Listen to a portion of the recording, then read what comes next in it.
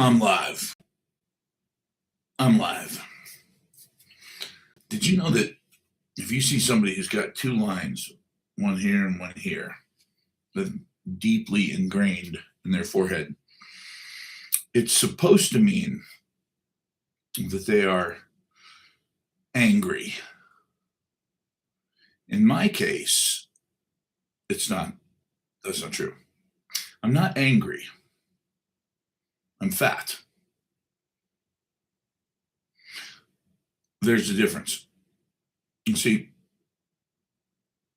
angry is a state of being.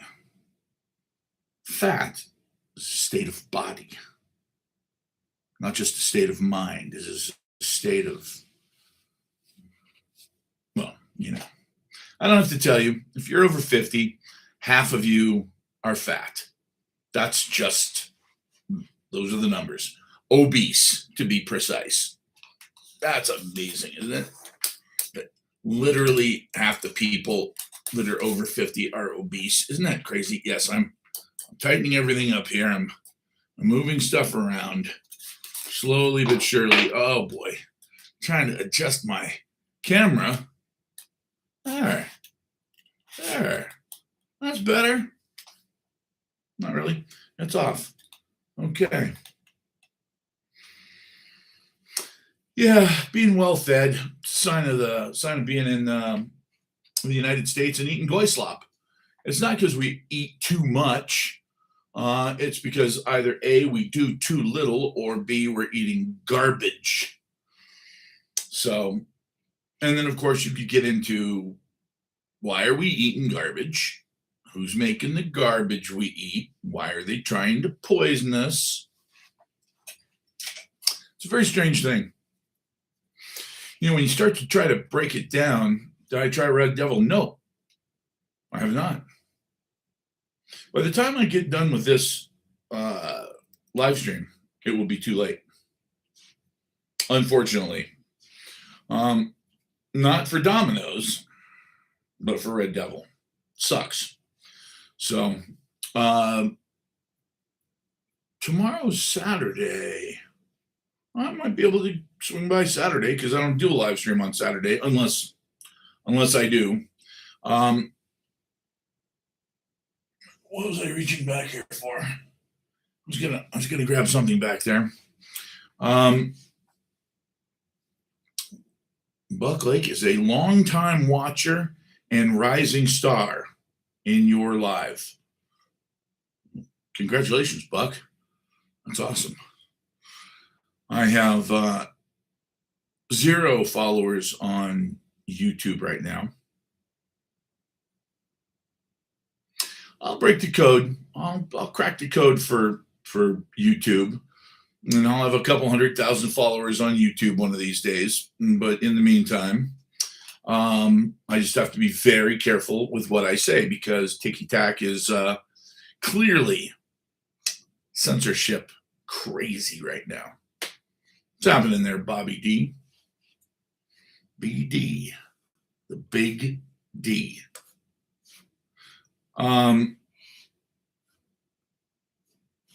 Henry, I see you there with your hot pepper. Looks like we're gonna have a full house. That's a good thing. That is a good thing. Now, one of the things I wanted to talk about. Let me jump in here. Let's go to Zero Hedge. Let's jump in here and I'm curious to find out, like, are we going to do this or not? Like, are we going to go? If we're going to go, let's go. The COMEX silver crisis is real. There's an article I don't need to read. And by the way, for those of you who are saying, hey, man, this COMEX thing, it's going to break. Look, I'm all about it. I feel you. Okay? Like, I got you, bro. It doesn't matter. Okay? COMEX is bullshit. Don't buy or sell silver because of COMEX. COMEX has been a complete catastrophe for 70 years now. It's just bullshit.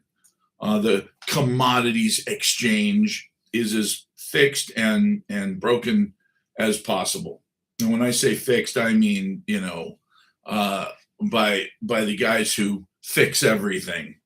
And so it's not a fair, open market. It's not a free market. There's no such thing as a free market economy. When they talk about capitalism and free markets, they're just blowing sunshine up your ass to make it seem like there's freedom. There's no freedom. There's no free markets. It's all bullshit. Yeah, well, that's a problem because Comex is trying to pretend with silver and with oil. You can't pretend with oil, obviously, because right now we're cooked. We're done. We are literally about to see something that we've never seen in our lifetimes. And the thing that sucks for me is that I come out on top. I will absolutely dominate this. I will crush it. And by the time this horrific bloodbath is over, I will be wealthier than I ever need to be. Seriously. This game is my game. This is what I do, and this is gonna be a bloodbath for most people, and it sucks because what I really want is I really want people to understand how this is going to play out, and I want them to make money with me. I want them to make money with me. That's really the goal. Like, if you see that everything that you touch, and just look around the room. God forbid you're eating right now, because look at every food item that you're touching. If it's a pizza, let's go beyond that. The pepperoni, the cheese, the tomato sauce, and all the ingredients thereof, the actual crust itself, the flour, everything that's in that pizza, the hundreds of ingredients. I'm not talking about because it's a fake pizza. No. If you have the most organic, natural, badass based pizza ever, it's still got a shitload of ingredients in it. That's just the way it is. Tomato sauce alone's probably got 15 or 20. My point is this: everything that makes that pizza a pizza got from point A to point B because of fuel. Fuel costs are skyrocketing beyond a point where we can just reverse it. You don't just reverse it. We're actually right on the edge right now, right on the edge of real economic explosions, because the lack of oil coming out of the Middle East is damaging the wells themselves.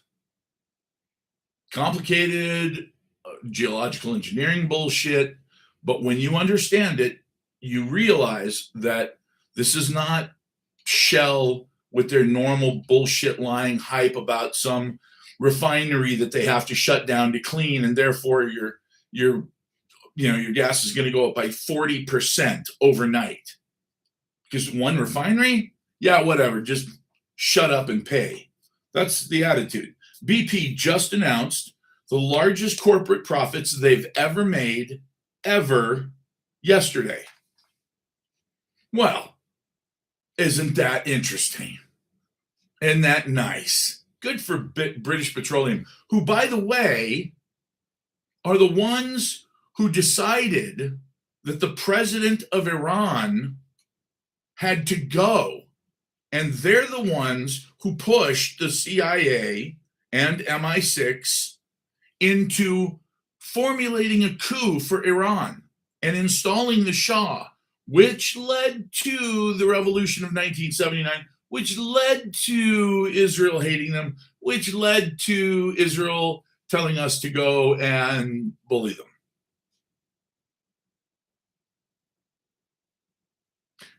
Thank you, British Petroleum.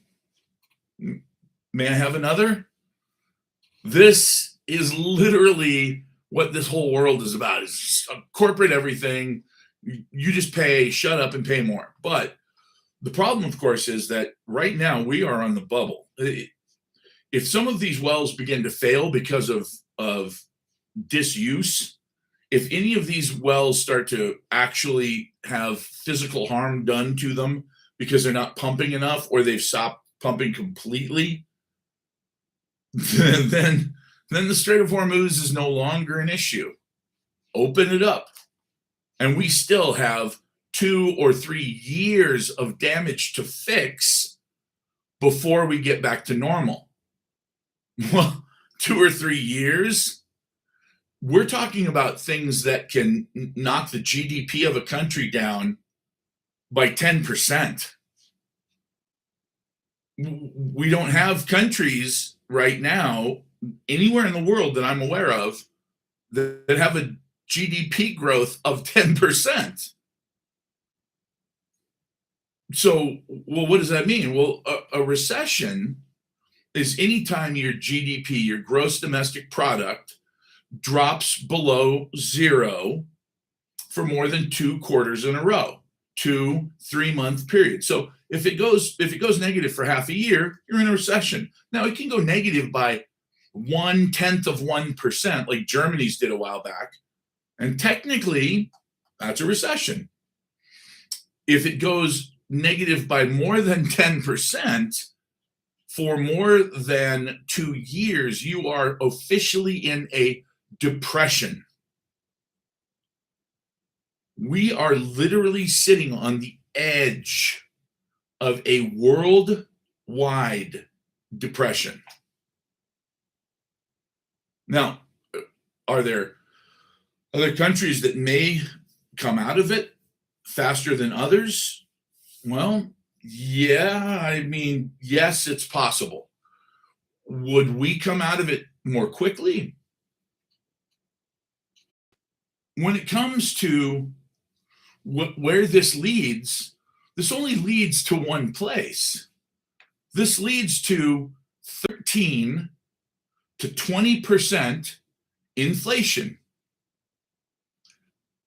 Period.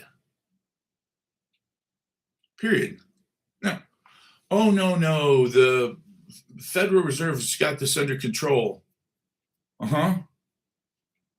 Yeah, you're talking to a guy who said during COVID, the minute that they had stimmies, I said, oh my God, this is going to be so inflationary. And they said, no. This isn't going to be inflationary. I've been studying econ for 35 fucking years. I've been a stockbroker, certified financial planner. What am I, fucking stupid? I can't work a calculator? No, you come up with trillions of dollars, dump it directly into the economy, not through the normal means where it takes 18 months to get to a point where it's circulating, or what we call reaching velocity. No. You dump it straight into people's checking accounts. What? Nobody's ever done that before. That's crazy. Yeah, but we're going to do it. Okay, that's going to create inflation like I can't even imagine. Gotta be 10%. No. That's not going to happen. Remember that while I was screaming from the rooftops that this was going to create recession, Janet Yellen was saying, no. It's like Steve Mnuchin was saying, no, we got this. And then they said, well, there's going to be a little bit, but it'll be transitory. Remember that? The big word for 2021? Transitory. And I said, it's not transitory. And then they said, well, okay, 8 months, 9 months later, they said, well, it's not really transitory, it's broadening. Yeah. Like I said a year and a half ago. So when people tell me, oh, you just don't understand 5D chess. Yeah, I understand, but it ain't 5D chess. An update on Cuba. We're killing people. We're murdering people in Cuba all day, every day with our blockade. We are literally watching that country collapse, but not in the way that NBC would want you to believe, where it's like, oh, look, eventually, boy, these people are going to rise up and they're going to, protest, and then everything's going to be great. No, these people are starving. These people don't have heat. Now, in Cuba, that may not sound like a big deal, but what do you cook with?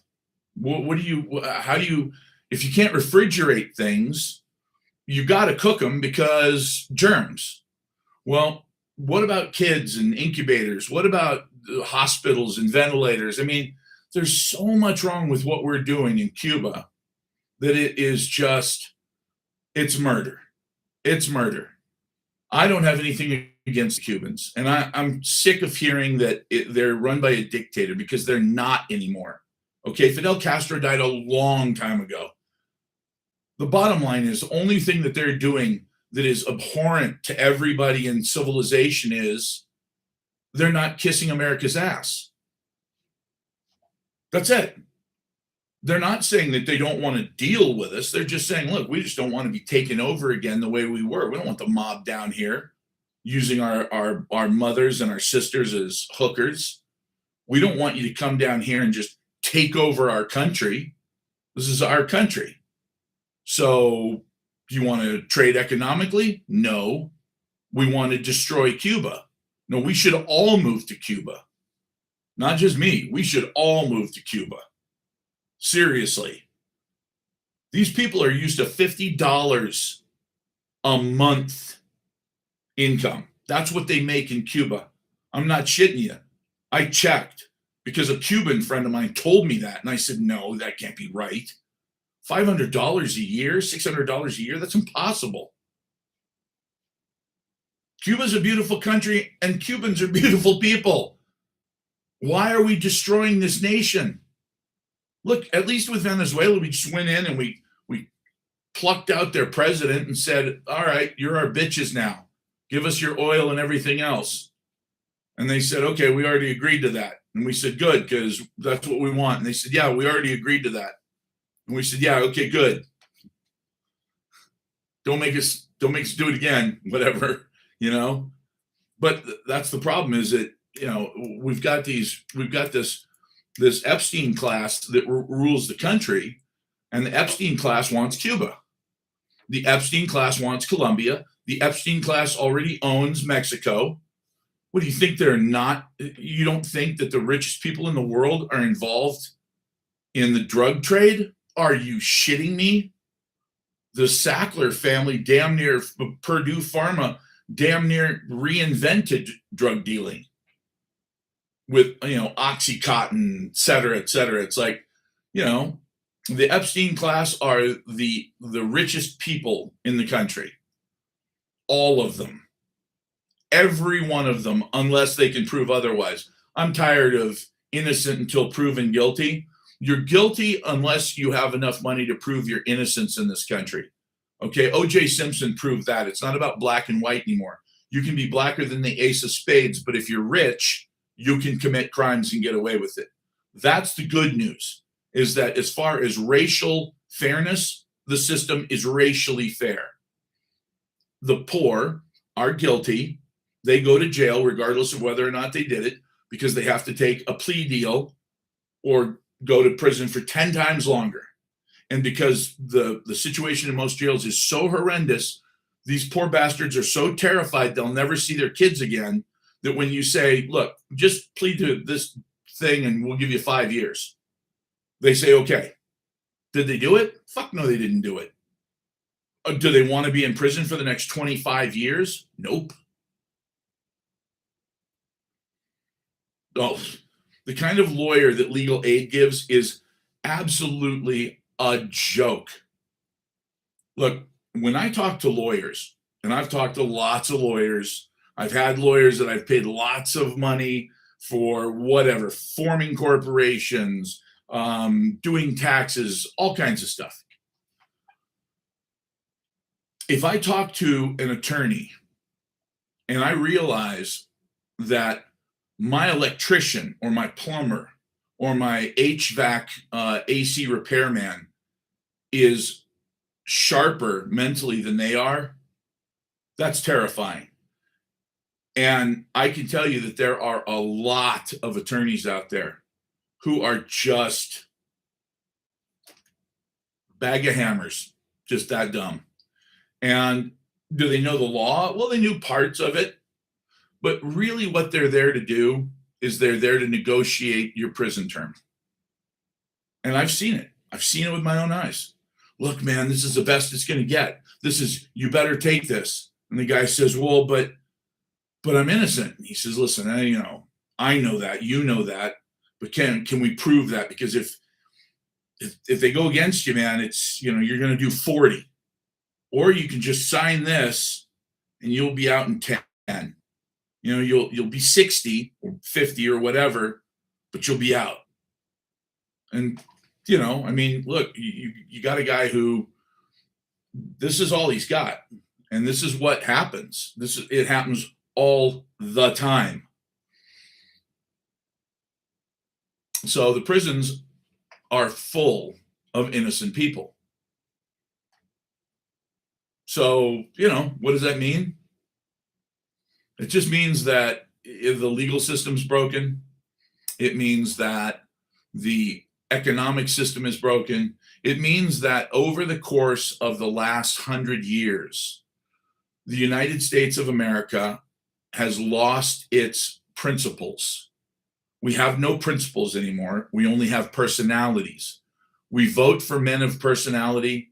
We make women of personality wealthy in spite of the fact that they're morally completely dead inside. I mean, some of the worst examples that you can possibly imagine, and they become millionaires overnight because they're entertaining to us.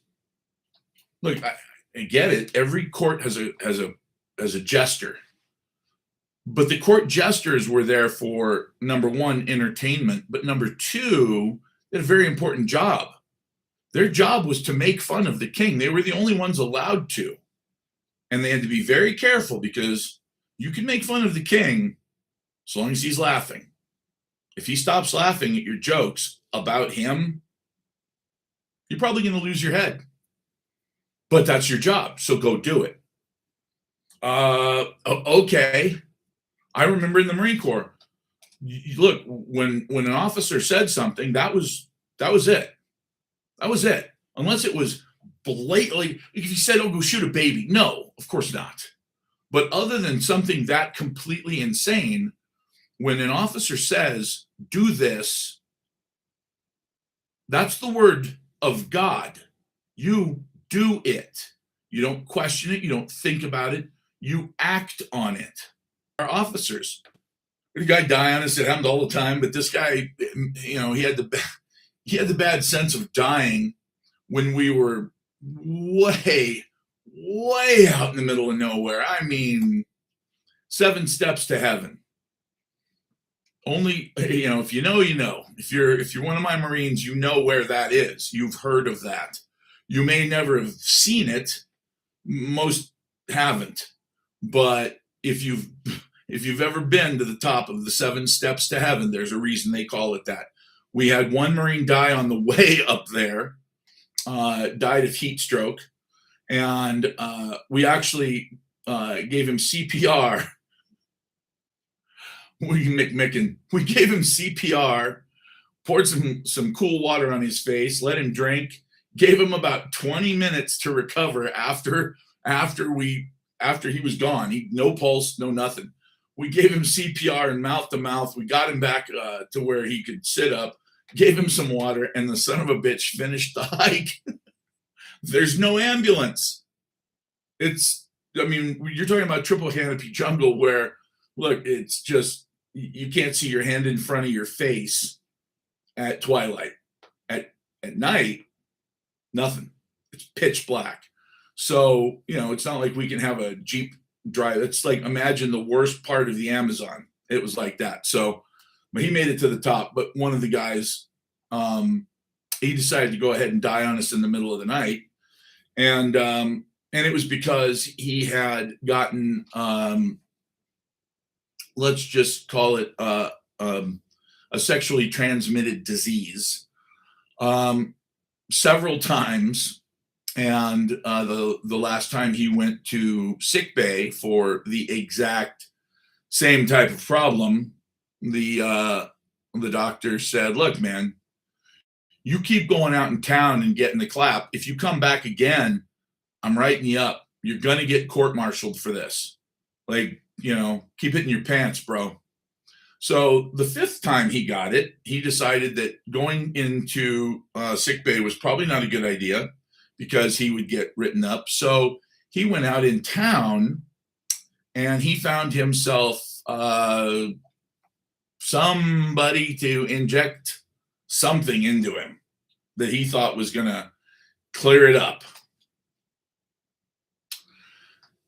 And later on, I think it was probably 18 hours later, he dropped dead. And so we had to get a medevac in there. They offered to send a Jeep. And as I just told you, there's no way to do that. So when I explained, because I was the company radio man at the time, when I explained to Subic that you can't send a Jeep here, it won't get here. And they said, well, there's a back way up around the mountains and through this other valley, and we can have a Jeep there by tomorrow. And I said, look, we're giving this guy CPR. He's dead. And if we stop CPR, he's done. So we need medevac now. They dicked around. They told me that there wasn't a pilot available, on. And finally, Captain Nafis, my captain, said, tell them that I want a medevac here in 20 minutes, or whoever you're talking to is going to prison for murder. I said, yes, sir. I told them. They said, all right, we'll go wake up a pilot. And they woke up a pilot. So we can hear the pilot coming in. It's pitch black, no moon. I mean, we are in the middle. And thank God there was a clearing. We were actually all hooched in a clearing. As we hear the chopper coming in, we got to mark an LZ, right? You got to have a landing zone. You can't have a helicopter just sort of flying around in the dark, not knowing where to go. So Captain Nafis, who was a Vietnam veteran, who had started off as a private in the Army, switched over to the Marine Corps when he went back to Vietnam, and went from NCO to officer and captain, a Mustanger, really tough son of a bitch, really awesome guy. He said,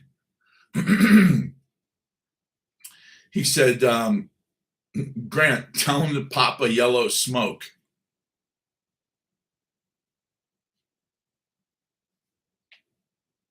I said, yes, sir. And I turned to the guy and I said, pop a yellow smoke.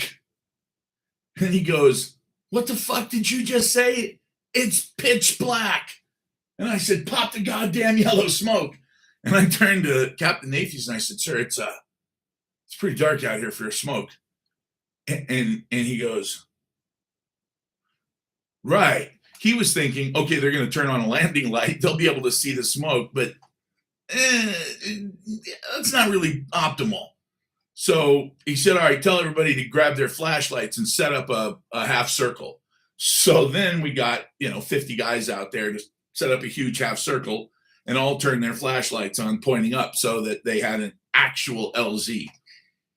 Needless to say, when we got back to Okinawa, we put on a little skit for the captain, and one of the more memorable things that we reminded him of was the pop of yellow smoke in the middle of a moonless night. So he had a sense of humor about it. Don't know what. Oh, gestures, right? Yeah. So anyway, that was. I was gonna say that was a hell of a long story, but you see my point.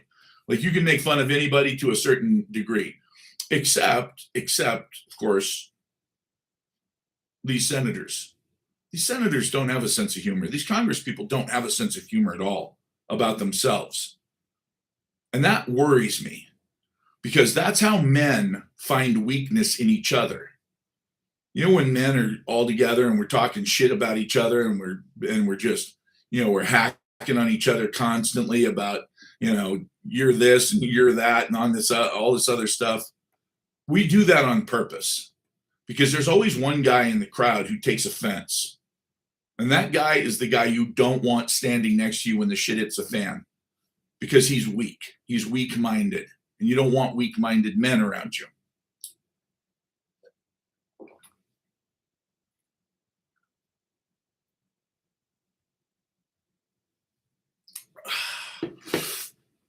By the way, Kennedy. Kennedy. You mean the Kennedy who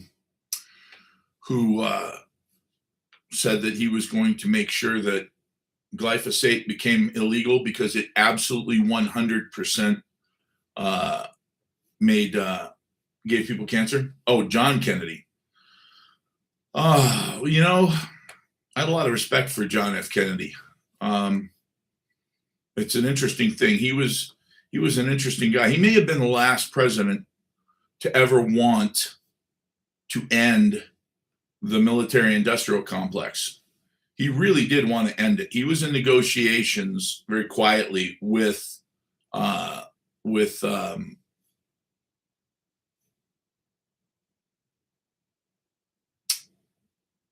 Premier.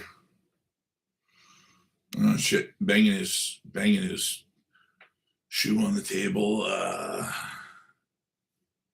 You guys are smart. You'll come up with the answer for me. It wasn't Brezhnev. It wasn't. The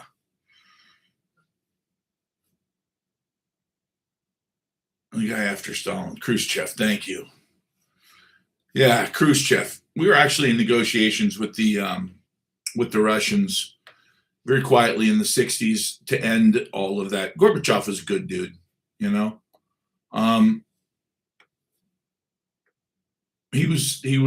He really tried to do the best thing he could for his country. And old Gorby. Yeah, I remember in Iceland when they were having their talks and we were demanding things from them that, Gorbachev said, like, I just can't do. If I do these things, they'll have my ass in Moscow. And Reagan was just not having it. He's like, no, this is what we have to do. So finally, Gorbachev is getting very upset. He's turning bright red and he's kind of hitting the table as he's talking. And I don't know if it was because he had studied it and he knew what he was doing, or if it was just a natural thing that somebody like him would do. But he said, you know what? Hold on for a second. Let's take a step back. Let's forget this. Forget sitting here at the table with the negotiator. Let's take a walk. And he told his Secret Service men, he said, look, I don't want you to come with me. Stay here. Gorbachev told his Russian guys, hey, you know what? If he doesn't want his Secret Service, then I don't need you guys. The heads of the two most powerful countries in the world, decided to take a walk in the snow while it was snowing in Iceland. Now, both groups, the Secret Service and the whoever, Spetsnaz or whoever it was for the Russians, they did follow them, but they followed them at a great distance. And Gorbachev and Reagan just took a walk down a little dirt road by themselves and talked. And when they came back, they made a deal. And that was it. That was it, man. End of the Cold War. Two men just walking and talking. Not with a bunch of cameras around. There are no pictures of it.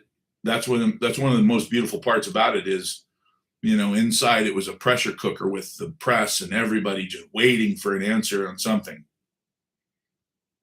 Yeah, hand in hand in Gorky Park. That would be fun.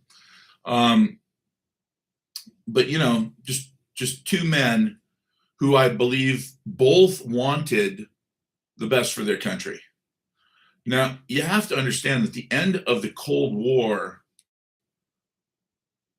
the late 80s, it was a very interesting time because the end of the Cold War meant that we were about to go into a time when the military industrial complex didn't have much to do. And at a time, I remember because I bought the book. And the book was this little almost paperback, and it said, buy this book for $4.95 and get this $20,000 nut for free. And up in the corner, it had holes punched through all the pages. And on the back cover, when you opened it up, the back cover had a little see-through plastic part. And in that see-through plastic part was an absolutely normal steel nut. But as it happened, the Defense Department had gotten caught paying $20,000 a piece for these absolutely normal steel nuts. No, I mean, if you said, look, these are a special alloy, and it's a perfect 56, 56, 40, whatever, of aluminum and titanium, and it's extremely important. I'd say, okay, so I can see you paying $200, $20,000, and it's just steel. Well, it's a grade 8. No, it's not a grade 8. It's not a grade 8. It's just a fucking bolt. It's just a screw. It's just a nut. And these guys were paying that much for them. Now, yeah, like the $200,000 toilet on a B-52. I remember that clearly. And it's like, okay, these guys are screwing us. And everybody in the country had their radar up. Like, okay, what's this bullshit Defense Department going to try and pull over our eyes now? And the military contractors were very unpopular in the beginning of the 90s. And strangely enough, a Democrat who loved to spend money almost as much as he loved Monica Lewinsky, who, by the way, I saw a picture of today. Damn, she looks hot. I mean, she looks amazing. But here's my point. This guy Clinton loved spending money. And yet, because the Cold War was over and we weren't spending $1 trillion a year, when he left office, there was a $220 million surplus of money.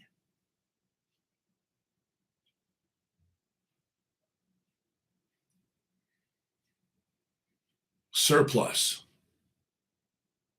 A surplus?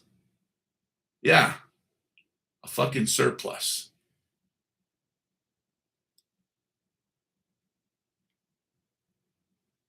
Yeah. Yeah, they fixed that real quick. 9/11 came along. Who could have known? Who could have possibly known? Well, the nose candy, we didn't get any of that. That goes directly to the CIA. The CIA was the one who profited from all the cocaine coming into the country. I think it's been pretty well proven through all the hundreds and hundreds and thousands of different sources, a lot of which have absolutely no reason to lie, no particular, dog in this fight, and yet they come forward and they say, yeah, this is who I flew for, this is what I delivered, this is where I did it, this is who was involved. And so, was the Mina airport in in Mena, Arkansas, was it a hotbed of activity for cocaine runners? Yes. Have there been state troopers that have come forward demanding anonymity and saying that, yes, the governor, Bill Clinton, at the time knew all about it, and as long as he got his cut, he was fine? Yeah, lots of people. Lots of people have come forward and said that. Okay, well, there you go. I mean, Freeway, Ricky Ross, et cetera, et cetera, et cetera, et cetera. I mean, I can go on. And, the problem is that I know all of this and I can remember all of it. As soon as we start talking about it, I can just go back here and I have all of the names and all of the dates and all of the stuff about what actually happened back then. So when I see what's happened over the last 26 years,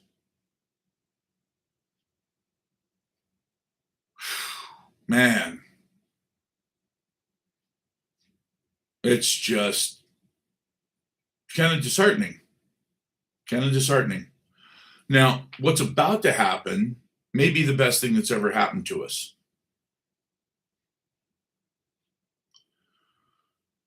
Oh, well, he's going to have to bail out more than the airlines because, we're talking about how we got nothing to worry about because we've got all this oil, right?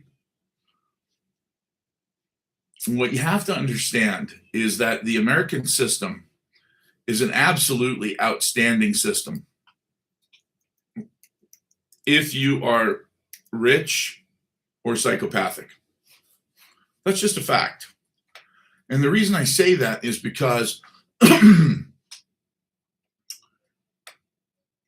we have oil all over the United States. All over the United States, we have oil.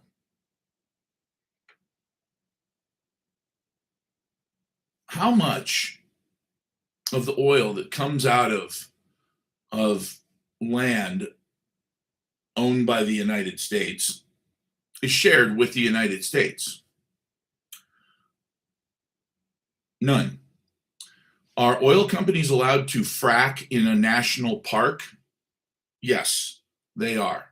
Can they keep 100% of the proceeds from their fracking in our national parks? Yes, they can. What? That's really interesting. In a lot of countries, I'll give you an example. Iran in the 50s, Mossadegh was elected. He told British Petroleum, you can have as much oil as you want. And they said, great, we want it all. And he said, come get it. Oh, by the way, you're going to have to pay a fair market price. Whoa, why? Well, because the oil fields of Iran belong to the Iranian people. And so I'm going to share that profit. And the way that I'm going to do that is everybody will have a universal basic income because it's their oil. So when we sell it, we'll give them some money. But then on top of that, medical's free. We'll have roads. We'll have everything's free, no taxes. And then, of course, last but not least, education's free. Basically, you won't have to work if you live here, but we'll encourage that. And British Petroleum said, well, wait a minute. That's all neat, but you're not charging us what you want for the oil. We're telling you what we will pay. You don't make those decisions. And Mossadegh said, fuck you, that's our oil. We decide how much it's worth. And based on the market price, we're willing to sell it for X amount. And British Petroleum said, no, I don't think you really understand whose oil that actually is. Coup, bye-bye, you're done. That's how it works. Corporations and the men who run those corporations, they're absolutely, completely, utterly devoid of what you would call morals. You have to understand that's the transcendency that they're seeking in all of these Kabbalistic things and all of these things that they do when they go to these retreats where they worship owls, and that is all about transcending humanity. And when I say transcending humanity, I mean transcending human emotions. What they're trying to do when they go to places like these getaways where you're not supposed to know anything about it, all these secret societies that everybody's afraid of, where they're talking about sacrificing, what they're actually teaching is they're teaching how to rise above humanity. And how do you rise above humanity? Well, you become more efficient. You don't let little things like emotions about how you feel about other humans. No. That's for little people. When you're a king or a queen, or you're the CEO, or you're a general, you make decisions on how to win, not on whom it hurts. If you make decisions based on, look, if during World War II, Patton stopped and adopted every puppy that he found in France and Belgium, we'd still be fighting World War fucking II. Or as Ilhan Omar said, World War XI. So we don't have leaders that care. And that's what they think is rising above, is not caring about normal everyday people. So you have to understand that, and you have to rise above caring about them. What happens when you bring people into this country from other countries? Can we be honest? Can we be honest? Like really honest? Okay, let's be honest. Most of the countries that we bring people in from are countries that they're fleeing. The Italians didn't come here in the 1800s and early 1900s because Italy just kicked fucking ass, bro. No. They wanted to get the hell out of Italy, and they snuck on ships. They did whatever they could to get here. Well, now they're here, and they're us. We're them. It's all the same. The Irish, when they came over in the 1840s, 1850s, 1860s, massive amounts. Why'd they come here? They came here because their country sucked so bad that they were willing to hopefully make it across the Atlantic and get here. Were they idealistic about coming to the new country and paying their taxes and no. It was partially potato famine, but the first generation of people who come here from almost any country, okay, my people, Norway, Poland, did they come here and go, you know what? Let's pay as much in the way of taxes as we can. Let's abide by every law this new country gives us, because by golly, we're Americans now, and we should do exactly what America wants. Not at all. We cheated. We lied. Why? Because we'd never been a part of a system that we believed in. Because all of the places that people come from, their governments suck. Not paying your taxes, not telling the truth about your assets, not being honest with your government, dodging the secret police every day. It's just a part of life. And you come here, and the IRS says, now, we're going to trust you. You know what? We're going to trust you. You're gonna pay a lot of taxes, but they're worth every penny. Yeah. Oh, yeah. I mean, I'm gonna do a lot of work in cash, but trust me, I'm gonna pay. I'm gonna. That's not what the first generation from any country said. Whether you were from Armenia or, God forbid, anywhere in the Middle East where dodging taxes is a fucking sport. Who in the Middle East wants to give their government money? If you lived in Egypt and you saw the corruption in your government, would you be really just, oh my God, your panties would be wet. You'd be so excited about giving them all of your money for taxes. No.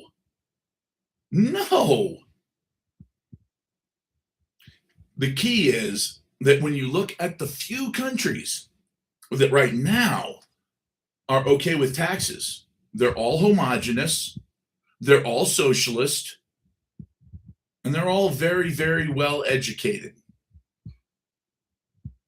The funny part is they're trying to destroy that by bringing in people from the other types of countries who don't even want to work, let alone pay taxes. But my point is this: the first generation, like when I saw what was going on with Somalians, I remember growing up, and in LA, there are a lot of Armenians, and Armenians are some very cool people. These are some pretty tough Christians. They came from a neighborhood that did not like them much. Pretty much 100% Muslim area, a Christian country.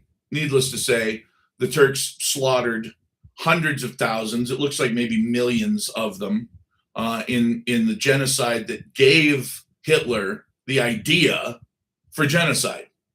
The Turks killing Armenians is what led to Hitler when his generals said, look, this final solution idea of yours of just offing these people, working them to death or putting them in ovens, it's not a good idea.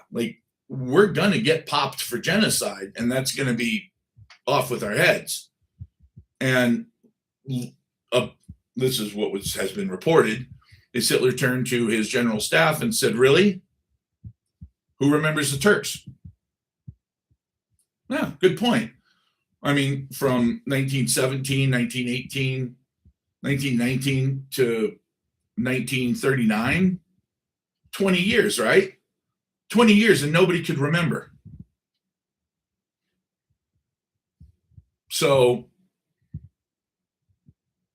but the point is that after Armenia was just shattered, lots of Armenians left. A lot of them came over here. Some of them were part of my extended family. And I can assure you that the ones who had come off the boat, so to speak, they did a lot of business in cash. And they did a lot of business in diamonds and gold and silver because they don't trust anybody. So when I saw the Somalians, I went, yeah, it makes sense.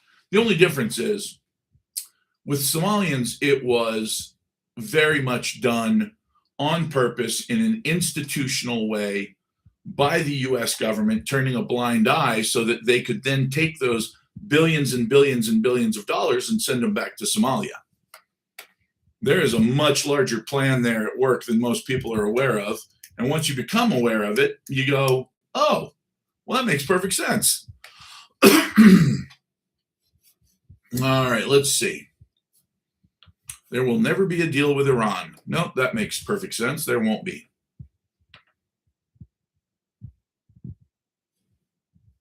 Oh, I've got lots and lots of little tiny silver bars I have access to right now. Really cool ones, and I mean thousands of them. So if any of you are interested in silver, and by the way, the reason I'm telling you all of this is because when we have between 13 and 20% inflation by the end of this year, remember I said that. I'm also recording this on YouTube, so I'll be able to pull this clip because these guys don't save live streams. But I will be able to pull that. Wait, worth $20 a piece? They must be really tiny, because that's like, this is worth $7.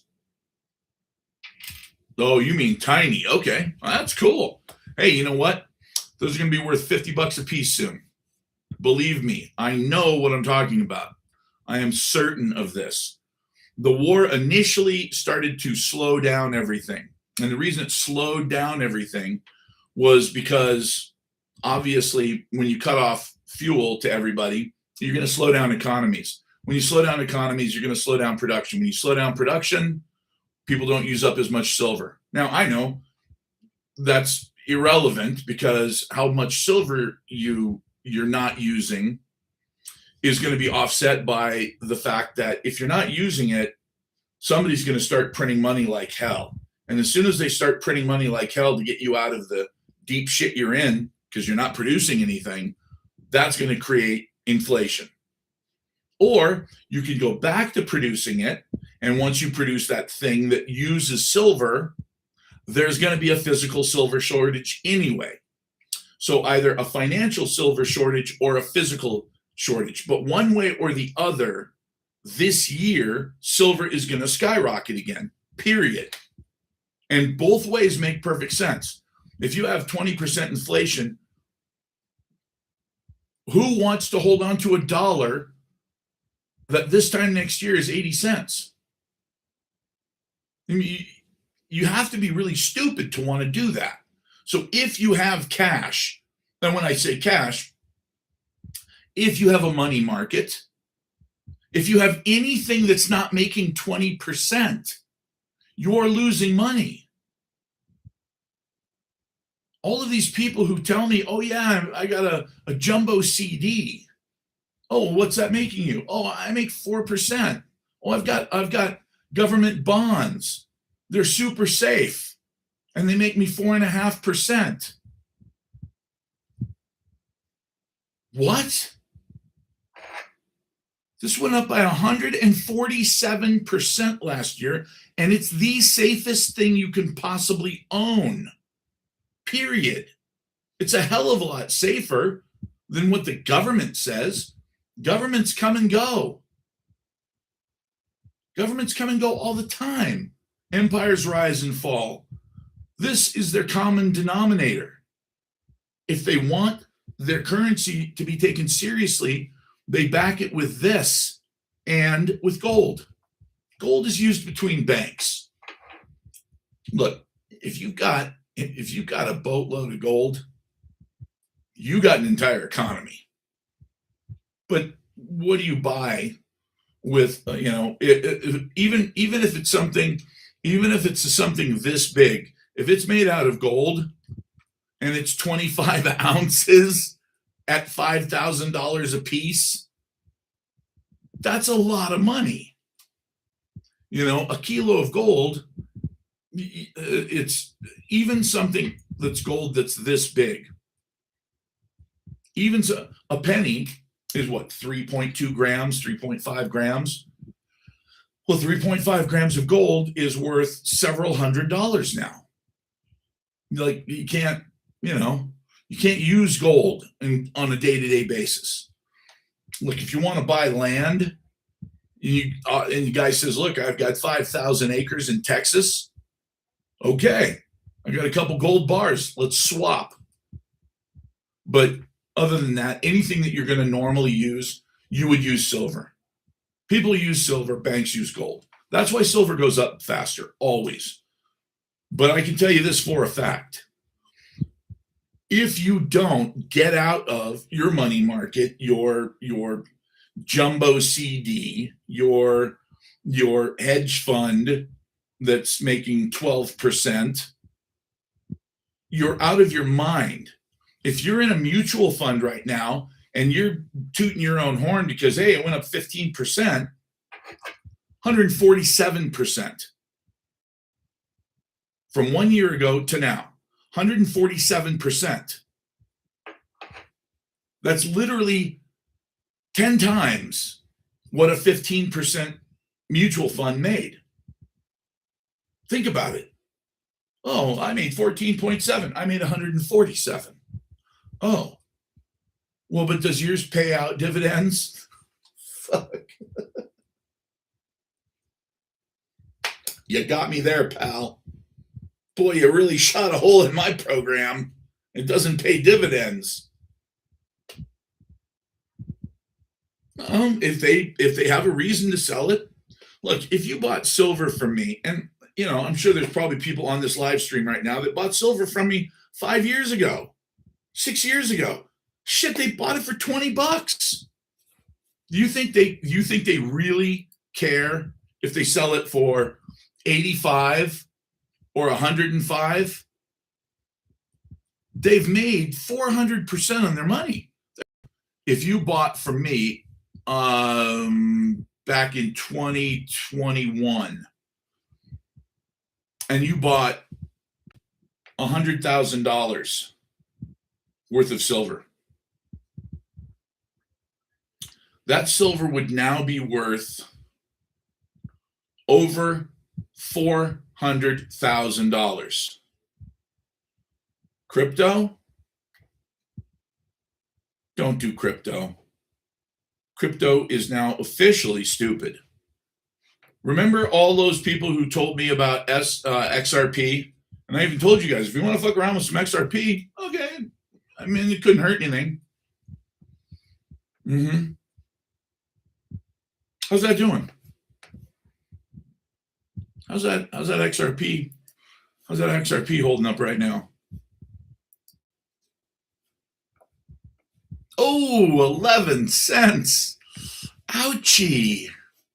There's no way. It's not really 11 cents, is it really? Is it really that bad? Holy shit.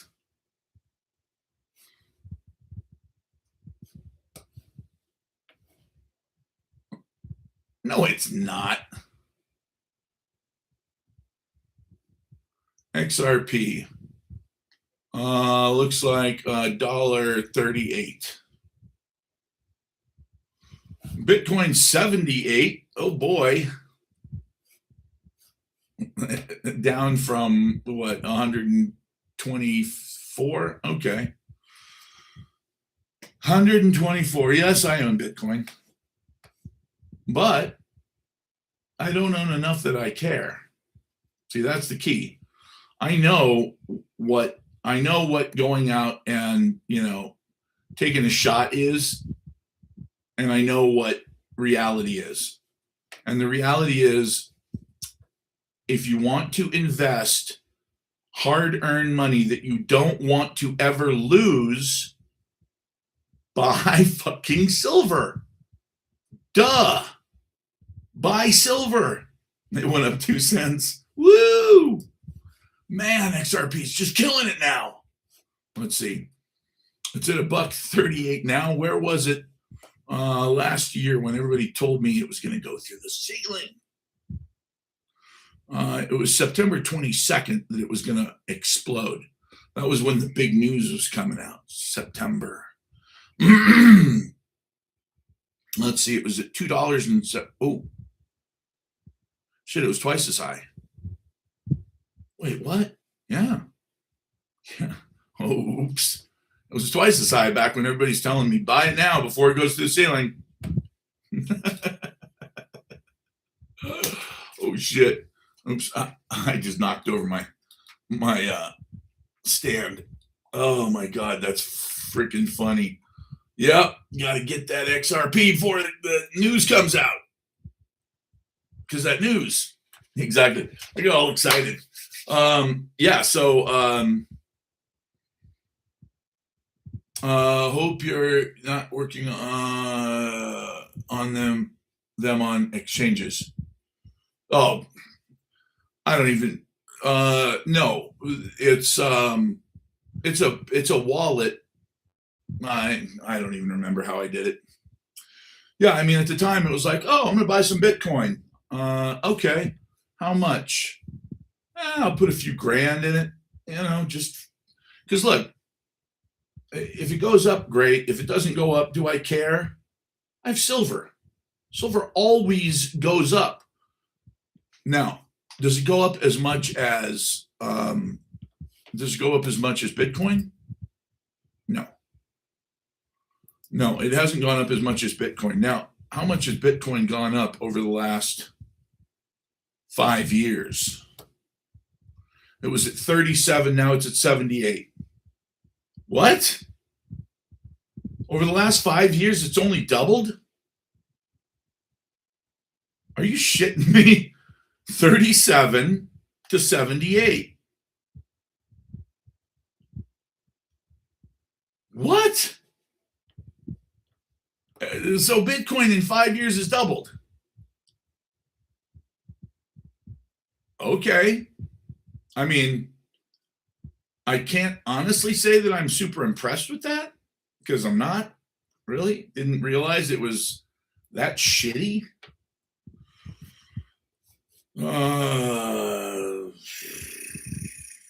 Yeah, silver's gone up 200%. And it's a lot safer.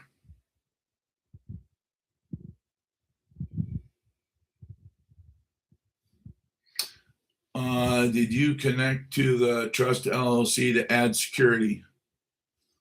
Bitcoin went up to 126. Yeah, well, it's not there now, is it? Silver went up to 120. But it's not there now. So let's look at where they are. Giant silver coins are fun.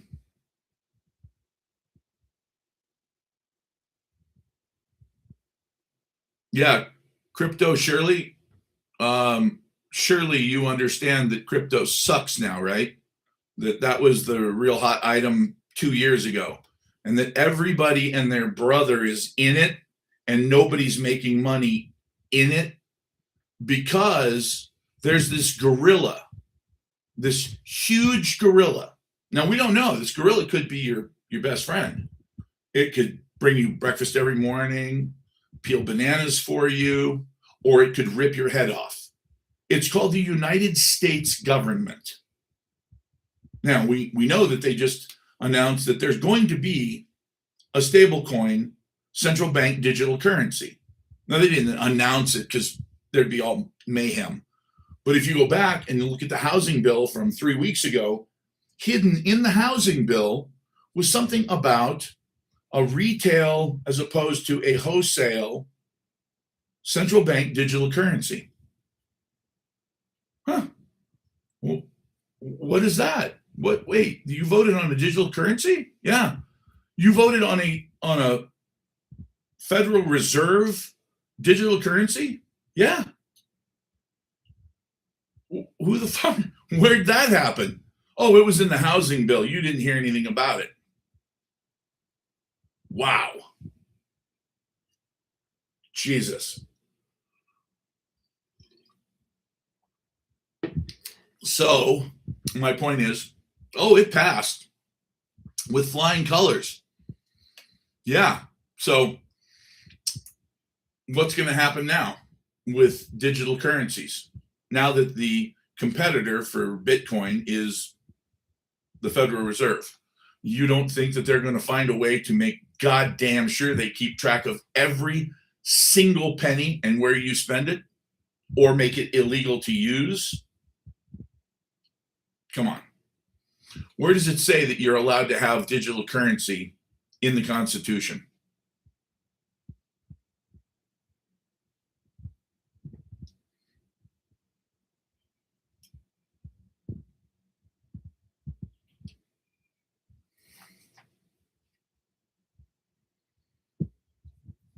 They might. We don't know. That's the problem. XRP is the highway that they're going to drive this new vehicle down. What new vehicle? Well, we don't really know yet. It's all being done behind the scenes in private. Well, but the crypto people know. No, they don't. No, they don't. They have no idea. Look, according to Florida, a central bank digital currency is illegal in Florida. Yeah, DeSantis, he was all about making sure that a central bank digital currency would never be legal in Florida. Well, how are you going to get past that? I don't know. I just know this, that where can you buy silver? Right here. That's what I do. My information, my number is right up there on my channel in the bio. Just send me a text in the morning. What we'll do is we'll look at everybody else's prices, because I'm a wholesaler for like AppMex and all the other big dealers around the world. I'm wholesaler for all of them. So we'll look at their prices, and then I will beat their prices tremendously, and then you can buy it directly from me. I sell it all the time. I just had some folks come from, they came from Los Angeles, but they're actually from Las Vegas.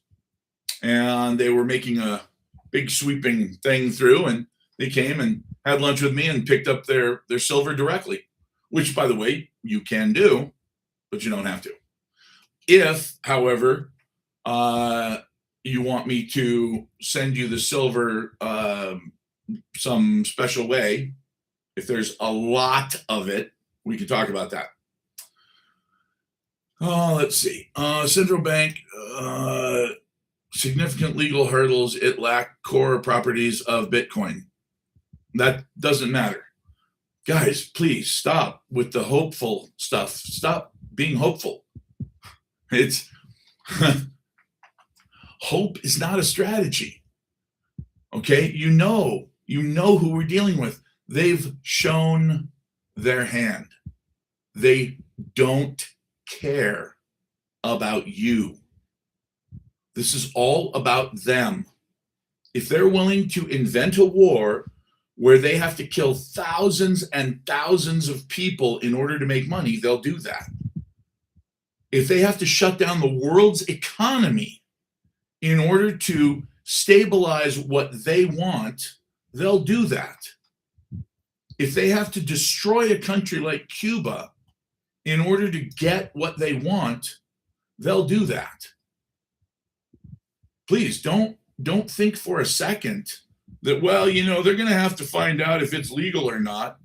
Is this war legal? No, absolutely not.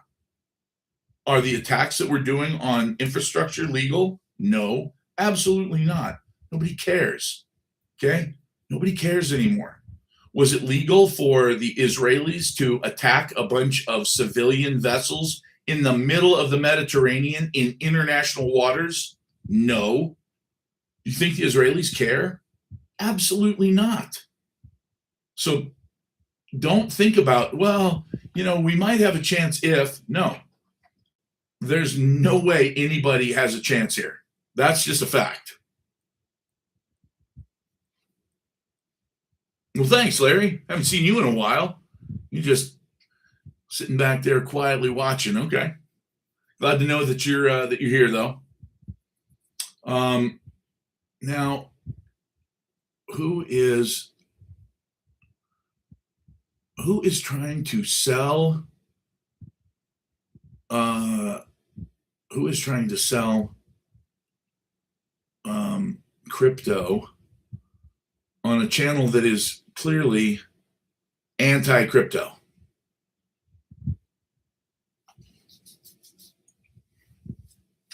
I mean, here's the thing. Do I think that Bitcoin is a scam? No, I don't think it's a scam. Do I think that now it's more vulnerable than it's ever been? Yes, I absolutely do. I really hope that it goes to $1 million like I thought it would. But I'm not putting anybody in. I'm not telling anybody to buy it. I'm telling you guys, look, if you think that you're going to get into crypto and make 1,000% overnight, Everybody thinks that. Okay. You are literally the last people in line now. People have been making thousands of percent for over a decade. It's done. See, that's the thing. It's like, okay, well, I mean, if you want to buy XRP instead of a lottery ticket, yeah, your odds are actually better. Do that. On the other hand, you're not going to make $150 million on a $2 ticket. Bottom line is, there's too much going on in the world. There's too much insanity right now. And when there's this much insanity, to say, well, yeah, who cares? Let's just buy crypto and see what the fuck happens. All right, well, if you're doing it with $1,000, great. If you actually are actively putting a lot of your resources into that,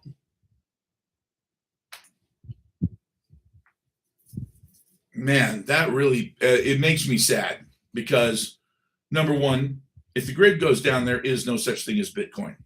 And every dime you've invested is gone instantly and forever. Done.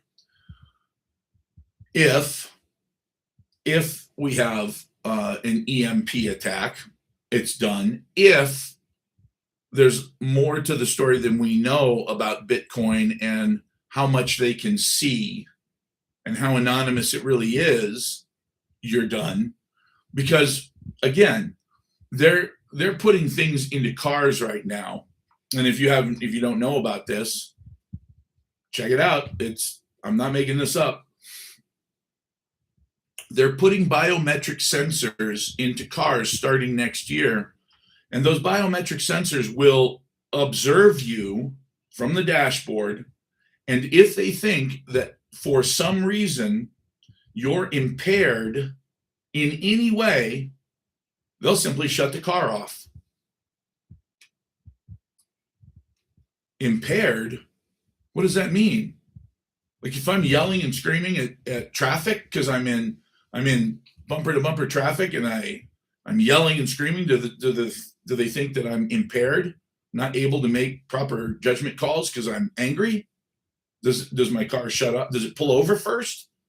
I mean, does it at least get out of traffic before it shuts off? If I'm tired and my eyelids are droopy, does that mean that it misinterprets that as drunk and says no?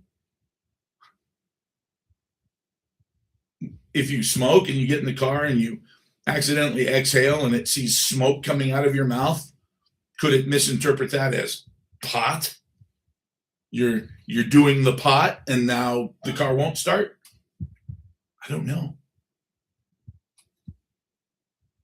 But I can tell you this. There are some hackers out there that are literally, this is their wet dream. This is their wet dream. The idea that people would allow car manufacturers to put facial scanning equipment to determine your mental state, your mental competence to drive? Are you fucking kidding me? Mandatory in all cars starting next year. What? Yeah. Sorry. You're drunk. We can tell you're drunk. That's my point. It's a law.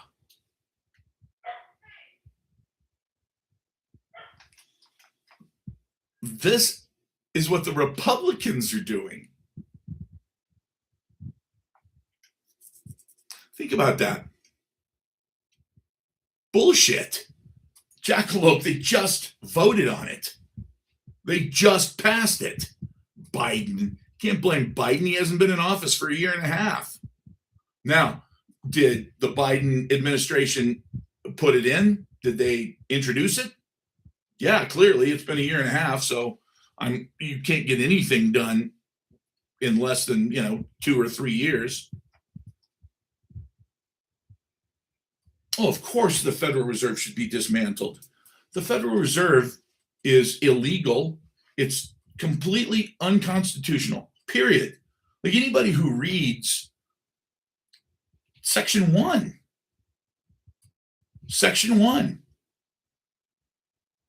that's it. I mean, what is it?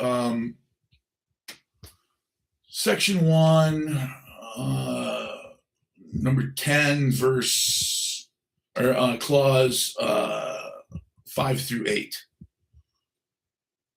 It just says that only that the United States government shall set the value of coinage for ourselves and for anyone else. So if you come over here with guilders or Juan, we could say, okay, those are worth $50. Well, in our country, no, we don't give a fuck about your country. In our country, they're worth $50. Oh, all right. So we have the ability, it says so in the Constitution, to set the value of other people's currency in our country and our own currency as it applies to coinage, which all is all of our money has to be in coinage. It has to be silver and gold. And states are not allowed to make any kind of money that isn't gold and silver as well. They can make coinage, but only in gold and silver.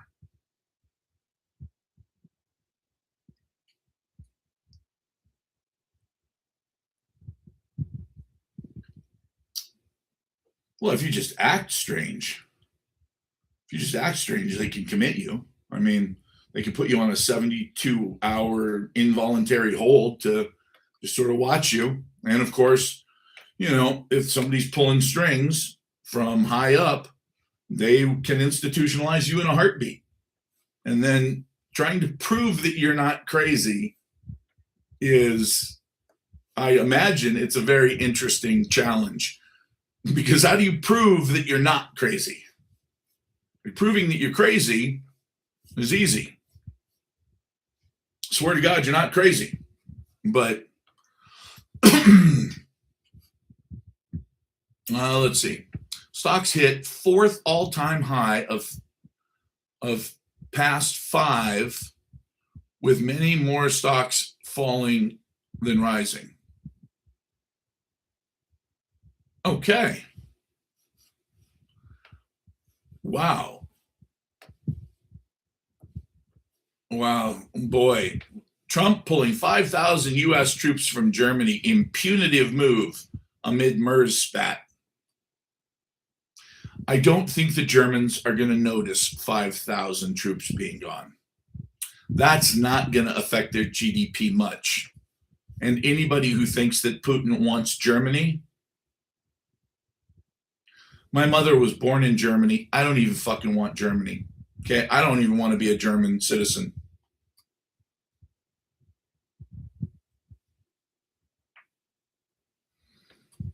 I think it's going to happen. I think interest rates are going to go down. I think they're going to print. And we're going to have between 13 and 20% inflation by the end of the year. Now, will they lie? The CP lie? The Consumer Price Index? Yeah, they'll take out things like food and fuel. They might even take out rent, which would be completely insane because then the Consumer Price Index means nothing. But when you add all of that together, I think we're going to be between 13 and 20% inflation this year. I think that that the only thing that's going to keep us from being in a quote unquote depression ourselves is because we're going to be selling so much oil to the rest of the world.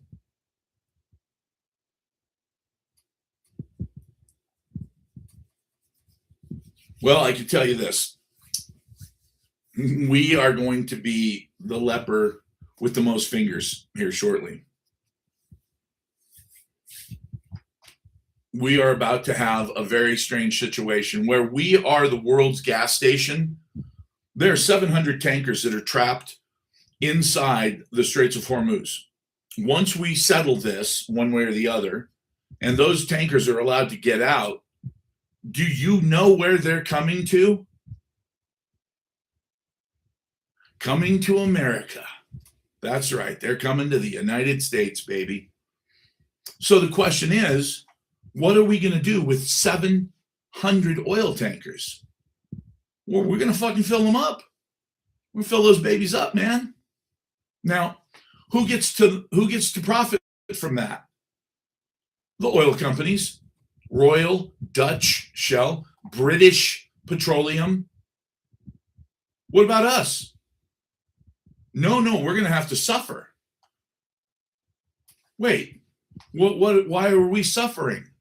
Because you have to understand something, folks. The oil that's in our country is not our oil. Okay? Not your oil.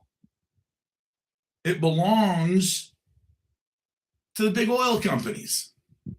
And they're going to extract it from the ground and send it to the highest bidder. Well, wait a minute. So we've cut off China. We've cut off Japan. We've cut off Indonesia. We have people all Germany, England. I mean, everybody needs this oil desperately, and they're going to be willing to pay any amount to get it. Yep. So we have to bid against them. Yep. So if they're willing to pay $10 a gallon for gas, then we're going to have to spend enough to buy that gas instead of them. Yep. So we could be paying more than $10 for gas. We will. But that'll break our economy. It'll look like it breaks our economy, but the amount of money that we make from all of that gas that we're selling to the rest of the world, that'll be included in our GDP. So the GDP is going to be great, right? But we're all going to be poor. Yes, we're going to be going down, like straight down. We are going to be suffering so fucking bad that people that live in the suburbs won't be able to go to work anymore. They will simply not be able to get from their homes to their work and back.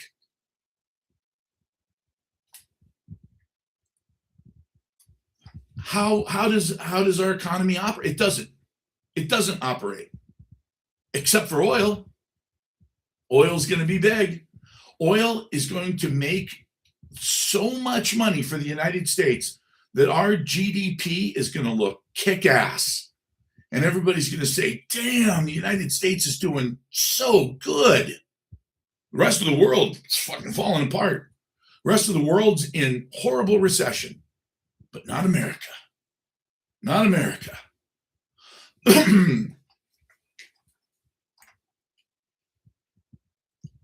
Oh, somebody. Is it Kelzine? Kelzine, that's exactly right. Holy shit. Somebody just fucking nailed it, baby. So what happens? Think about this, guys. This is the shit that people don't get. Who wins the election in November? Who wins the election in November? Do you really think MAGA's going to win again with all this shit? You really think that the Republicans are going to come out in droves to vote? No, they're not. But Democrats, holy shit, they are so fired up right now. They're about to pee themselves. I mean, they're literally going to have to wear fucking Depends when they go to the polls. They're going to just piss themselves. They're so happy. Who loves social programs? Who loves giving out those stimmies, baby? Right at the same time that our GDP is supposed to be great and nobody can afford to get in their fucking car and get to work, at that same exact moment, Democrats take over. And you got a lame duck president, the lamest of lame duck presidents.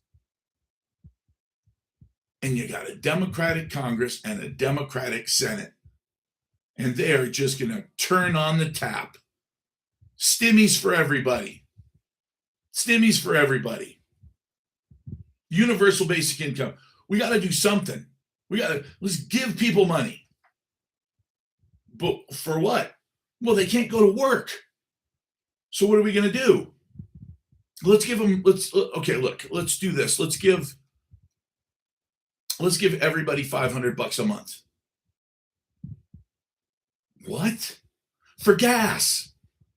For gas. If we can lower the price of the perceived price of gas, if we give everybody $500 for gas, and we make it clear, look, this is for gas. Blow it out your asshole if you want to, but that's a bad idea. Use it for gasoline. Because the only thing that's out of whack in our economy right now is gasoline. Gasoline is just completely insane. Use it for fuel, and then look at where your overhead is now. Life's great.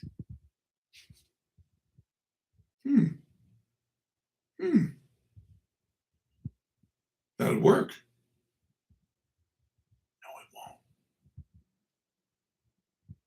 No, it won't. Now, everybody's going to think that it'll work. Hey, $500. I mean, yeah, gas has doubled. Okay, gasoline has doubled. So I was spending an average of $400 a month. Now I'm spending $800 a month. So if they give me $500 a month, I'm actually coming out ahead of where I was before. Oh shit, this is awesome. Okay, you know what? Sometimes the Democrats can be pretty fucking smart, because this levels the playing field again. Now I can get in my car and I can drive back to work again. Oh, really? How does wheat get from point A to point B? Because that's fuel, right? And what exactly do you make plastic out of? Oil. Everything is going to go up. Now, it won't shoot up 100% like fuel will, but it'll all go up 10, 12, 13, 15%. Now, the thing that will be the most obvious will be fuel. So throw some stimmies at the idiots. And by the way, we're going to need something exciting to watch, because bread and circus only works if you've got bread and a hell of a circus.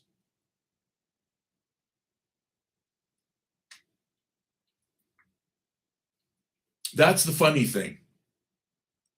He said nothing goes down in price. But the reality is this: everything goes down in price. Everything.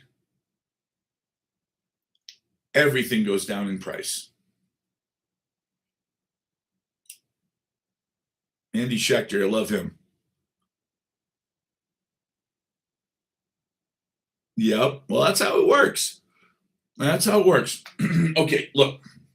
You take two magnets, strong neodyne magnets, right? And you're like, man, I don't feel shit. I don't feel anything. There's nothing. There's nothing. There's the smack.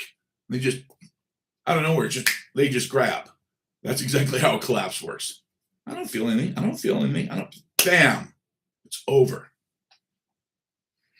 Well, Daisy Poppy, this is exactly what they did with the stimmies in COVID. The law of unintended consequences. Hey, you guys stay 6 feet apart, or 3 feet, or 6 feet. I don't even remember. What was it? Who cares? Because it was just made up. Wear a mask. Don't wear a mask. No, you should wear a mask. Okay, no, you don't need to wear a mask. You do. Why'd you say I don't? Well, because we wanted to hoard them for ourselves, because we knew that they actually worked. So we lied to you so that you wouldn't hoard them, so that we could hoard them. But now go ahead. Go get them now. What? I'm sorry. Did Tony Fauci just say he lied to us? You lied to us during a pandemic about something that was critical to our safety to survive. And you knowingly lied to us. So we did what anybody would do in that situation when you find out that somebody is clearly either endangered or cost tens of thousands of lives. We gave him a $460,000 a year retirement plan for life. Oh, well, I mean, it goes up every few years, cost of living adjustments. That's what you do with the criminals in this country. Promote them. Because it takes initiative. Folks, I'm just telling you, look, the shit's already hit the fan.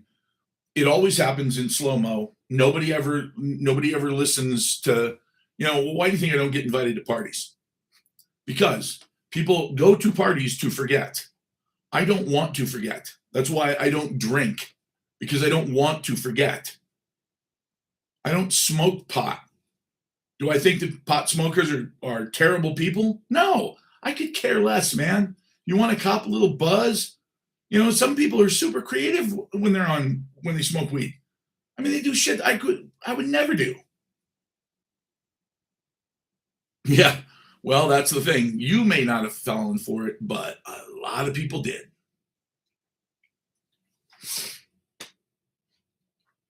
Good question. How much? I don't know.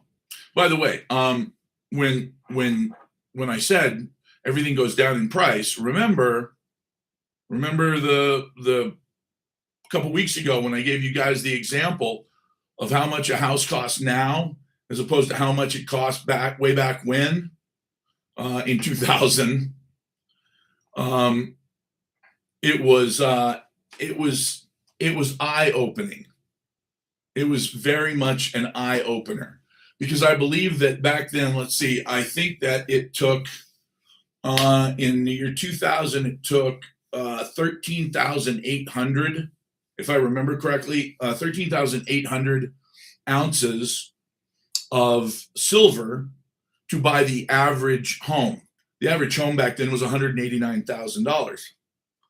Now, with the average home price being 420, whatever it is this week, but it's right in that area, you're looking at something along the lines of 4,800 ounces. It's not even 5,000 ounces. So what am I saying? Am I saying that the price of a house has gone down? Yeah, incredibly. Okay, but if it was 189 and now it's 420, that's less than 200 and now over 400. Clearly an idiot can see that that's doubled. No, that's not true at all. This has been halved.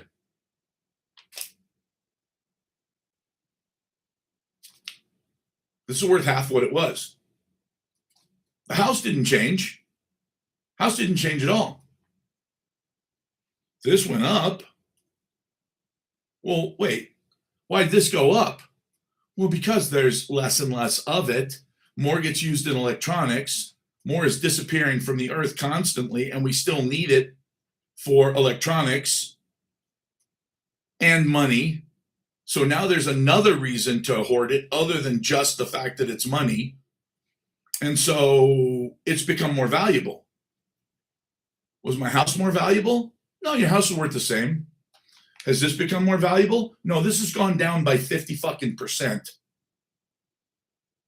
Oh. So it took 13,800 of these to buy a house 26 years ago. Uh-huh. And this year it would take less than 5,000. Yeah. That's a huge difference. So if I had saved, instead of buying a house, if I had saved 13,800 ounces of silver in the year 2000, yeah, you could break off 4,800 of them and buy yourself a beautiful new house. And then you'd still have, what, 8,000 of them left? 9,000 of them left after? 9,000 ounces of silver.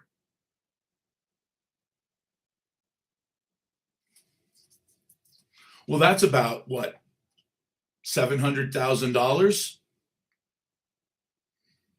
Holy shit. Do you see why I do this for a living?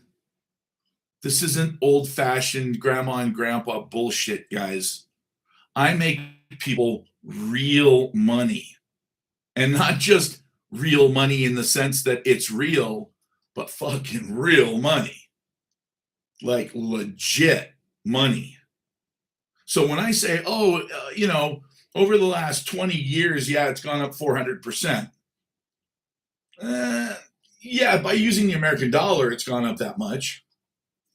But wait, instead of buying a $189,000 house, I could have waited 26 years, bought a $400,000 house, and still had $700,000 left over if I put it into silver instead of a house.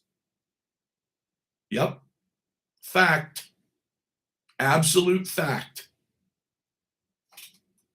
I'm not making these numbers up, guys. You can verify these numbers anywhere.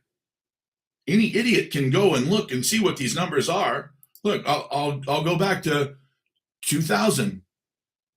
Okay, $4. It's $4 an ounce. Okay, right now, as of today, 76.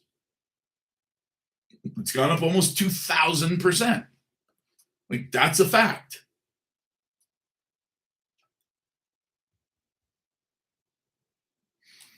Yeah, I mean, think about it. A quarter, $13. Damn. I want to see something. Because I used to buy candy bars on the way to school. My dad would give me lunch money. I never used it for lunch because why eat lunch when you can have candy? And you got an alcoholic single dad who never checks. See, it's not all bad. Price of I think back then I actually did kind of like the Three Musketeers.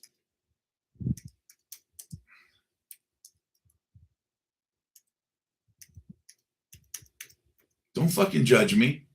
Three Musketeers is fine. It's a good version.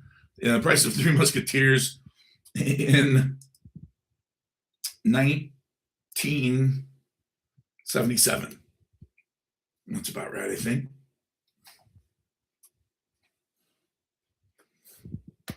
Damn. Between 15 and 20 cents. Okay. That's what I thought.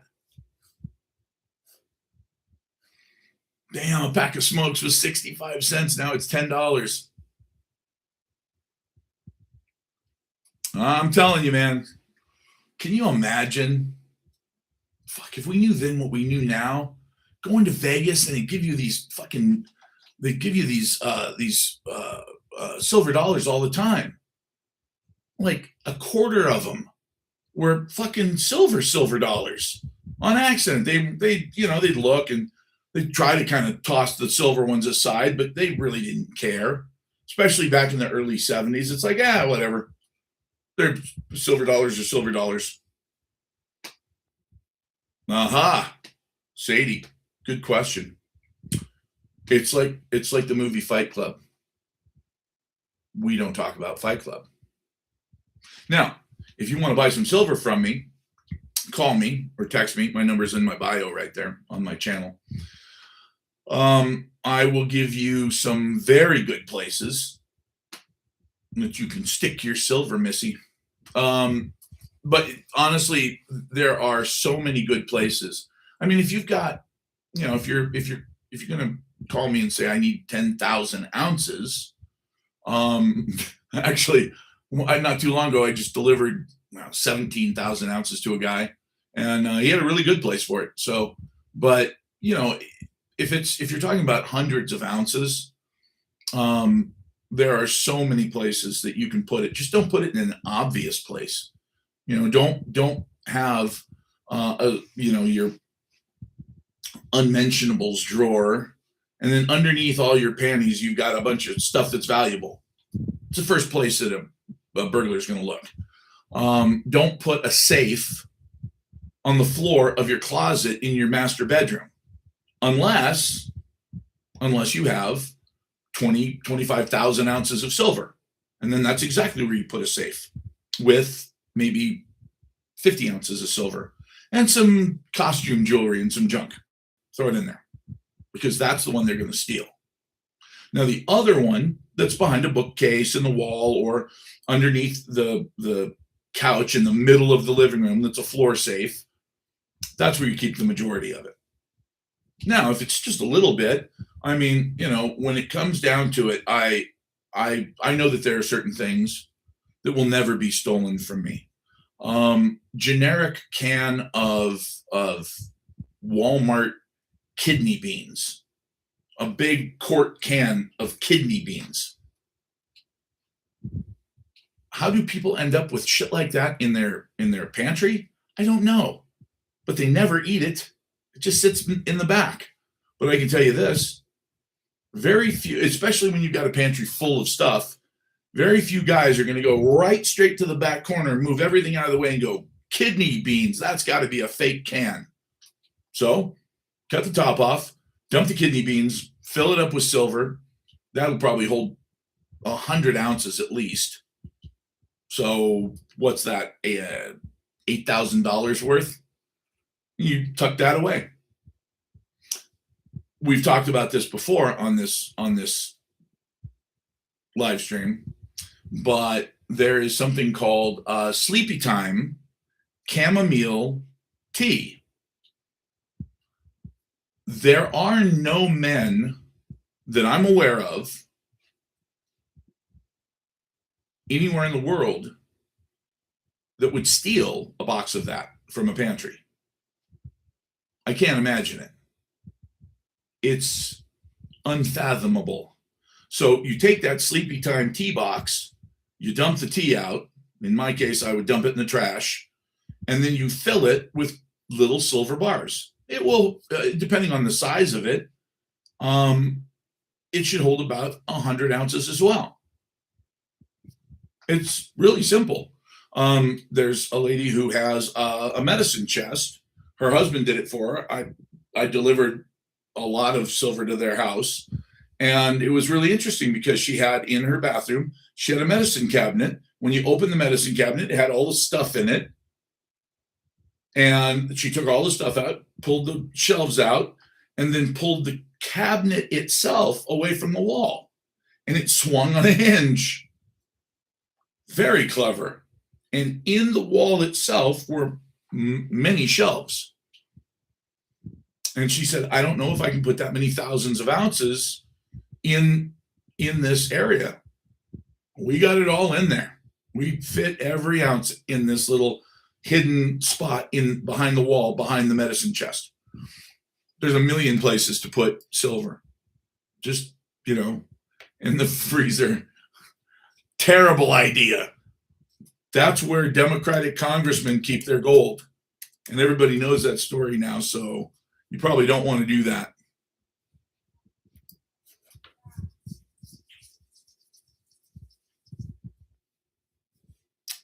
Oh, by the way, the reason I looked up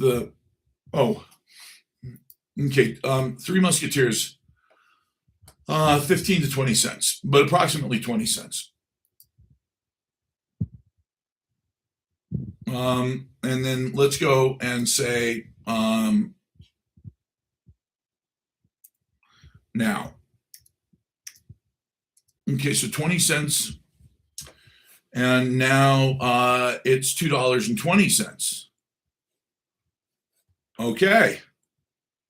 So we're talking about $2.20. Oh, well, actually, the size back then was a normal size. Now it's called the sharing size. So it's actually $2.78. $2.78. Okay. Well, now what would a quarter be worth today? $13. Okay. So if I used a quarter back then, I could buy a candy bar. If I use that same quarter now and sold it for its silver value of $13, and then I bought a candy bar, I'd have $10 left over. So what I'm saying to you is that the price of candy bars has gone down dramatically between 1977 and now. 49 years. Candy bars are cheaper. Huh. Son of a bitch.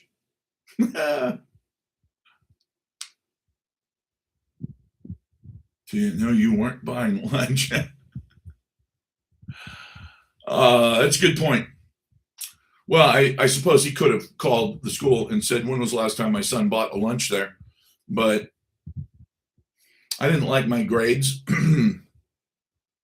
They gave me my report card on the last day of school, and I looked at it, and I was not super impressed with how my sixth grade year went.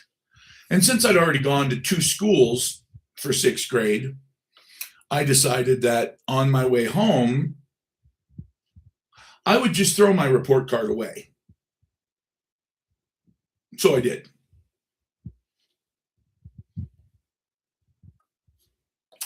And nobody ever asked me about it. So when we moved to another school district for 7th grade, because we moved a lot, when we moved to the new school in 7th grade, nobody brought up the fact that I should probably still be in 6th grade. So I moved on to 7th grade.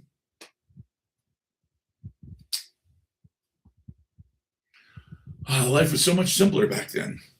So, well, guys, I've done a couple hours. By the way, I'm trying to, for those of you who are texting me about the penny collection, I'm still working on all of this, obviously, just the loose stuff in one of I got 2 of these. I've got what looks like over 1,700 of these pennies.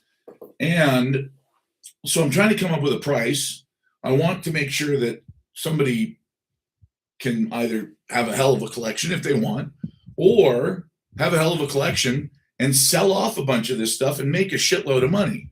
Now, most of these, I'm going to say that you could probably say half of them are worth $30 or $40 each. That would mean that over 1,000 of them would be worth $30,000 or $40,000. That is, I just couldn't do that. That's way too much. That just, and is it the value there? Yes, the value's there. But it just fucking seems like a lot of money. And because I haven't graded them, because I haven't gone through and classified every single one of them, I haven't looked at these yet. That's the problem. There's a lot of these, and could there be a few in here that are extremely rare? Yes. Could there be a 1909 SVDB? Absolutely. I have a couple 65 MS65 1909. They're Philadelphia Mint VDBs, so they're probably only worth maybe $1,000. But I can tell you that I've found some very interesting stuff in here. Now, the one thing that's not in this collection is I have a couple, and I've taken them out, and I will put them back in. I have a couple of extremely high mint state steel pennies as well. They, depending on who you ask, they should be worth about $1,700 each. So I'll put those in, but I'm trying to figure out what to ask. 1,700 of these pennies, even if you just assumed instead of $30 or $40, if you assume that they're worth $5 a piece, just $5 per. then what are we looking at? $8,500. Actually, I would do that. I think I would do that. That is a very fair price, and there are some extremely collectible pennies in here.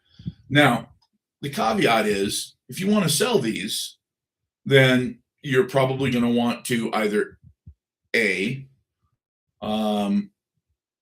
sit down with me on the phone or whatever individually so that I can show you really how to grade these things correctly.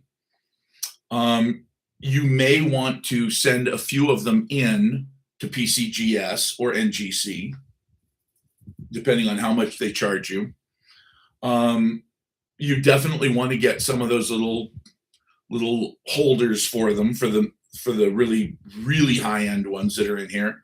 And there are some that are they've got to be mint state 68. They have to be MS 68. They're just off the chart perfect.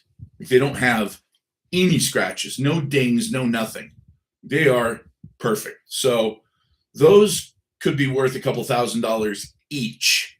You definitely want to put those in plastic. Only reason I haven't put them in plastic is because when I got done with sitting, looking through, it's actually on my desk, on the other side of my desk, looking through a magnifying glass this big with a fluorescent light under it, a round fluorescent light under it, going through and looking at each penny, picking it up, looking it over, wearing gloves until 3 o'clock every morning. I did this for about 9 months, almost all night, just going through, listening to podcasts and whatnot, and just going through and grading pennies.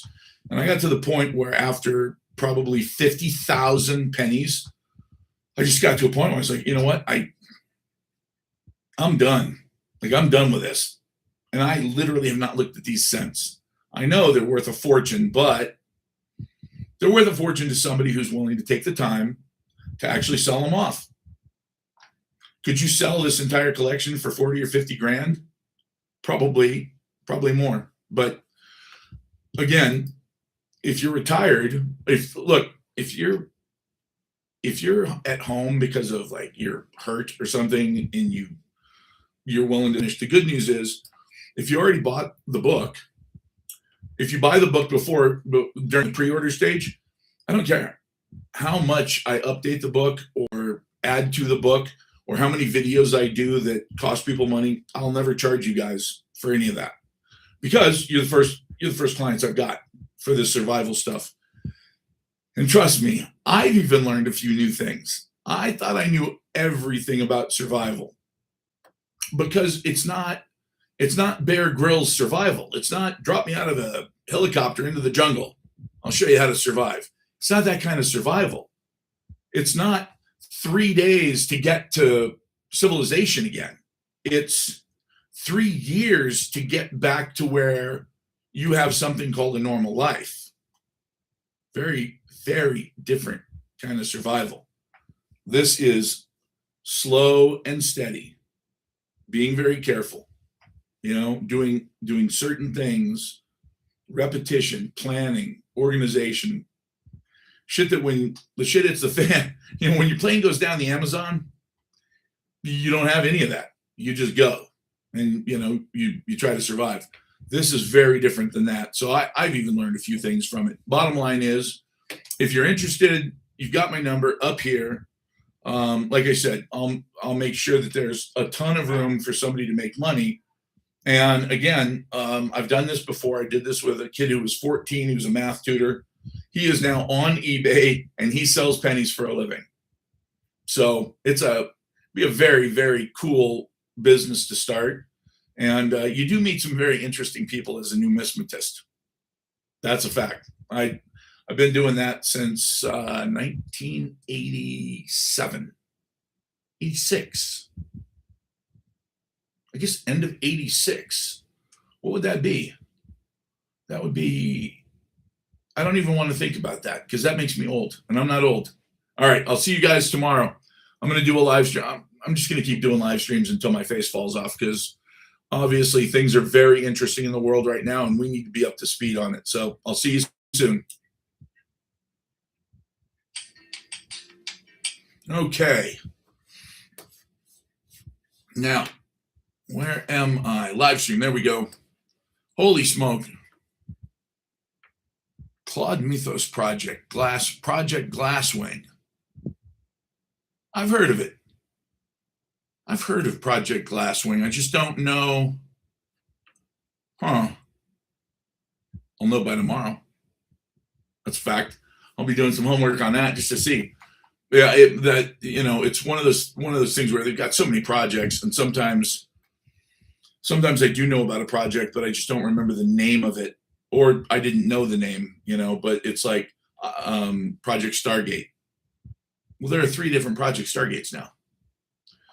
One of which was remote viewing. This new one is something complete. I think the new Project Stargate is AI. And by the way, I probably can't say this on TikTok, but I'm starting to believe that AI is complete bullshit. I'm starting to think that AI might be the newest scam that companies use to get tons of money from government. Oh, we've got to come up with an AI or the Chinese will beat us. If they beat us, then it's the end of humanity. So give me billions and billions of dollars. I hope I'm wrong, but we'll see. All right, you guys, I'll see you tomorrow.